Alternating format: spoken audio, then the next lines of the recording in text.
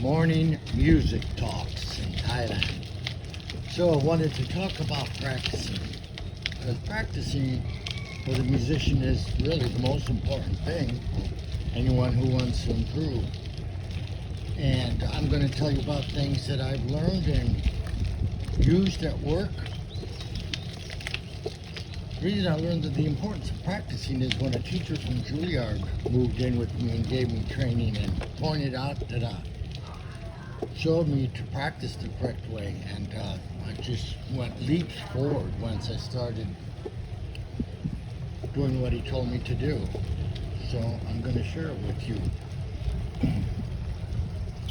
One thing is basically looking at three different categories. One is repertoire, so learning songs, learning music, right? I mean, after all, isn't that what we're doing this all for? It's not to show up and play exercises or speedy scales or things, flashy things in front of people. They don't care about that. They want to hear songs that they know and recognize. So, songs should be the most important thing that you're working on. Your goal every day you practice, and every week should always be adding more music. And it's going to make you more valuable as a musician as far as someone's going to... Who do you think is going to be hired? The guy who knows beats the death out of 10, 20 songs? Or someone who knows 300 or 500 songs or 1,000 songs?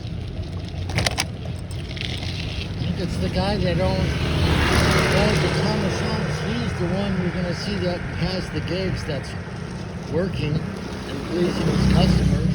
And come on, it keeps playing fun because you know a ton of songs. Okay, so, and then the other two categories would be technique, and then the other one, harmony and theory.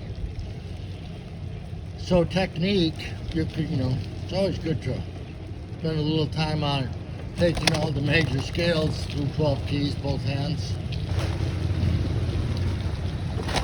And then you can work on chord technique, doing voicing, inversion, playing octaves, whatever it is you want to improve your technique on.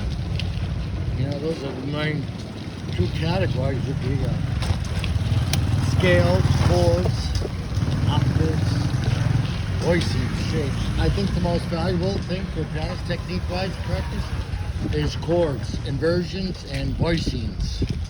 One-handed and two-handed voicings, all kinds of different voicings. Shapes too. And then, of course, working on your harmony and theory, because we can always be learning more about harmony, chords, how they interact with each other. The best way to do this is pick one of your best composers or songwriters and analyze their chords. Write them down on paper and study them. Pick stuff that is beautiful to you, that you love. Analyze that music, and you get a great harmony lesson out of that. You see what the chords they use, and then you incorporate them in your playing, in your improvising, and it teaches you. You'll learn as a composer too what's working, what's beautiful, and what you like. So those three areas. If you have a half hour to practice, maybe do like 10 minutes in each area. Here's one great thing to practice. If you only have a half hour to practice, 10 minutes, take a simple song, wherever. Silent Night, Happy Birthday, played in 12 keys, transposing. There is no thing that you can practice. Swadikap, that you can practice and get more mileage than practicing things in 12 keys. It could be practicing a chord in 12 keys, or a chord progression. Yeah. They're barking at my crocodiles. So yeah, you could be practicing just a certain chord, a major chord, a minor chord, or a down chord in 12 keys, or a chord progression like 1-4-5 or 1-6-2-5-1.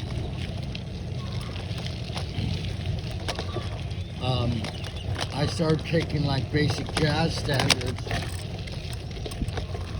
First, I start off with, when it comes to transposing, just chord progressions, 1, 4, 5. I started with that, 12 keys. Then gradually more complicated, 1, 6, 2, 5, 1, and then tunes. I picked songs like jazz standards that I loved. Be a pop song, a jazz standard, whatever. Played in 12 keys. Oh man, you get a lot of mileage out of that kind of practice.